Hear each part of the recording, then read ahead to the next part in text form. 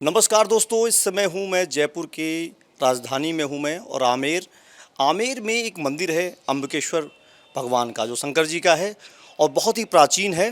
और उस मंदिर के बारे में तमाम कहानियाँ हैं, तमाम किंवदंतियाँ हैं, तमाम बातें हैं। इस मंदिर की कहानी आज आपको हम दिखाने जा रहे हैं। सावन का महीना चल रहा है और ऐसे में इस मंदिर की तमाम चर्चाएँ हो रही हैं।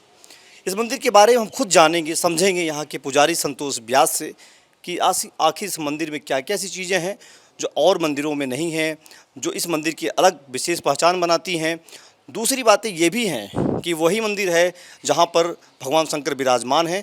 और आइए हम सीधे चलते हैं मंदिर में और बातचीत करते हुए चलेंगे, यह भी जानेंगे कि आखिर इस मंदिर की विशेषता क्या है। हरिओम नमस्कार। सबसे पहले विचित्र चीज़ तो यही है इस मंदिर की कि आप हर मंदिर में जब प्रवेश करते हैं तो करीब करीब नीचे से ऊपर की तरफ करते हैं, लेकिन ये भोले बाबा का ऐसा अनोखा मंदिर है कि आपको इसको ऊपर से नीचे की तरफ इसके दर्शन प्राप्त होते हैं। ये मंदिर एक ऐसा मंदिर है, अपने आप में अनोखा है, क्योंकि यहाँ भोले बाबा जो शिवशिला के रूप में विराजमान हैं, शिवलिंग के रूप में नहीं है, स्वयंभू हैं।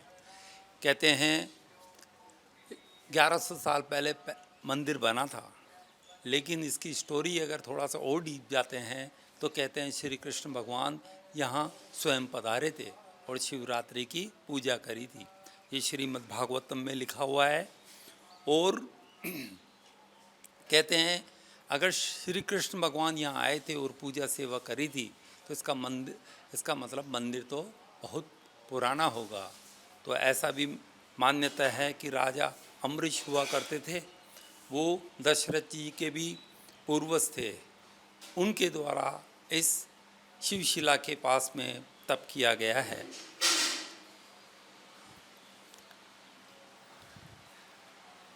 मंदिर में बहुत सारे कार्य हैं, वो नए हैं, लेकिन आप पधारो अंदर, आपको शिवशिला के दर्शन कराते हैं।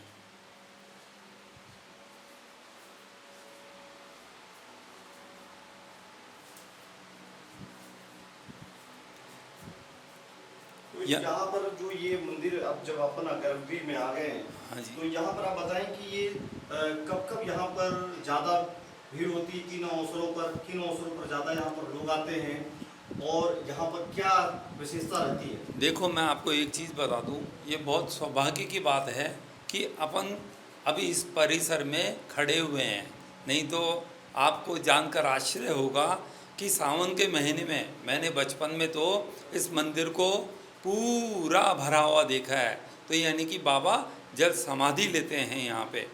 ये 7 सीढ़ियाँ जो आपको दिख रही है, ये 7 सीढ़ियों तक जल भरा रहता है। पूरा मंदिर प्रांगण जल से संपूर्ण भरा रहता है।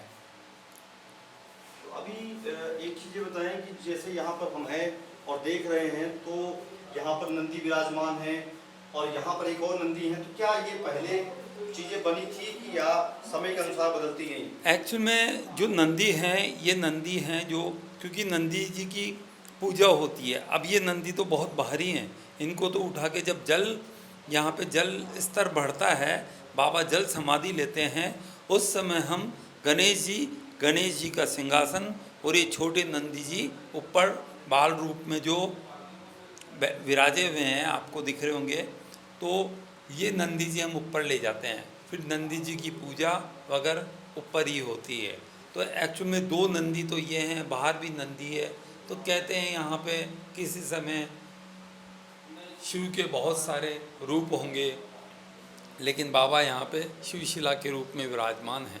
यहाँ पर आप देख सकते हैं कि हमारे पीछे यहाँ पर भगवान राम का एक छोटा सा फोटो लगा हुआ है। अब ये बताया जाता है ये मंदिर बहुत ही पुराना है, उसके हिसाब से इस मंदिर का डेवलपमेंट होता चला गया। हमारे साथ जैसे संतोष जी बता रहे हैं कि एक चीज़ और आपसे जानना चाहेंगे कि ये राजधानी जयपुर में हम हैं और ये कहा जाता है कि छोटी काशी है, तो ये जो जिस तरीके से अम्बकेश्वर भगवान का जो एक मंदिर है, इसके बारे में थोड़ा सा और जानना चाहूँगा मैं ऐसा कहूँगा कि ये अपने आप में एक बहुत ही, आपको एक चीज़ जानकारी पाके और खुशी होगी कि जो आमेर नाम है ना, ये आमेर नाम इसी मंदिर के नाम पे रखा गया है।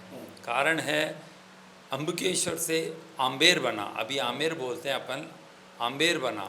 तो पहले जब किसी टाइम पे कोई व्यक्ति यहाँ पधारते थे तो ऐसे नहीं बोलते थे मैं आमेर जा रहा हूँ, वो ऐसे बोलते थे मैं अम्बकेश्वर जा रहा हूँ।